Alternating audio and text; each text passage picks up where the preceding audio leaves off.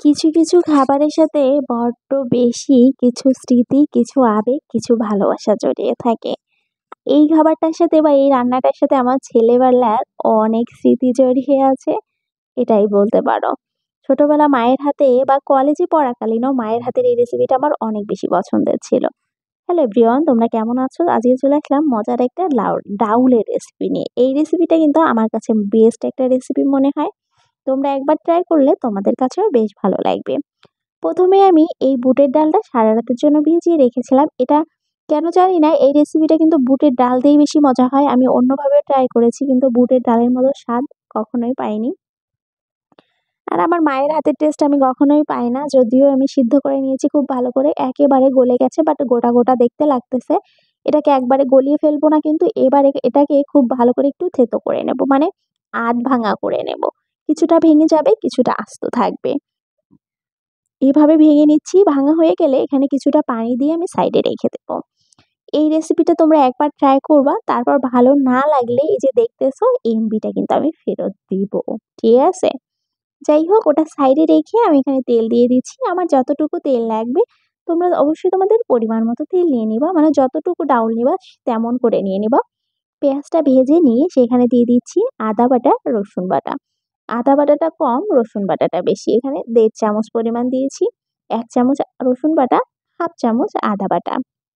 মসলাটা কষে আসলে জিরা গুঁড়া ১ চামচ, ধনিয়া গুঁড়া ১ চামচ, মরিচের গুঁড়া ১ চামচ, সাথে যাচ্ছে হচ্ছে হলুদ গুঁড়া ১/২ চামচ।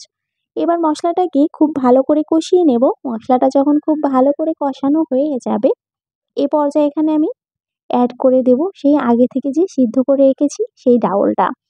এই ডাউলটা কিন্তু আমার কাছে বেশ ভালো লাগে। কার কাছে কেমন লাগে অবশ্যই খেয়ে কমেন্ট করে আমাকে জানাতে একদমই ভুলবা না। লবণ দিতে মনে পড়ল যে একটুও লবণ দেইনি, পুরোটাই ভুলে গেছি। তারপরে এক খানিক লবণ ফেলে দিলাম। এরপর সেই ডাউলটা ঢেলে দিয়ে সাথে দিয়ে দিলাম নারকেলের দুধ। এই জাস্ট নারকেলের দুধ একটা উপকরণ দেওয়ার জন্য এর টেস্টটা পুরাই আলাদা হয়ে গেছে। তোমরা এইভাবে খেয়েই দেখো না কেমনটা লাগে। এবার যখন হয়ে আসবে এ পর্যায়ে আমি কাঁচামরিচ আর কিছু ধনিয়া পাতা কুচি দিয়ে দেবো। এটা কিন্তু আমি একদমই কাঁচামরিচটা ঝালের জন্য দেইনি, জাস্ট ফ্লেভারের জন্য দিয়েছি। সাথে আমার স্পেশাল গরম মসলা গুঁড়া দিয়ে নামিয়ে নিলেই হয়ে গেল মজাদার সাথে ডাউল।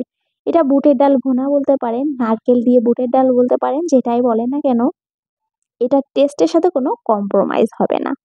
কেননা এটার টেস্ট এতটা ভালো তোমরা না খেলে বুঝতেই পারবা না। আর এটা কিন্তু গরম ভাতের সাথে বা হচ্ছে রুটি পরোটা সবকিছুর সাথে দারুণভাবে যায়।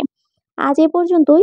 আজকে যারা আমার চ্যানেলটা ইউটিউব থেকে দেখছো অবশ্যই সাবস্ক্রাইব করে দিবা। যারা ফেসবুক থেকে দেখছো লাইক, কমেন্ট করে অবশ্যই আমার পাশে থাকবা। আর ডাউলটা কেমন হয়েছে অবশ্যই কমেন্ট করে জানাতে ভুলবা না।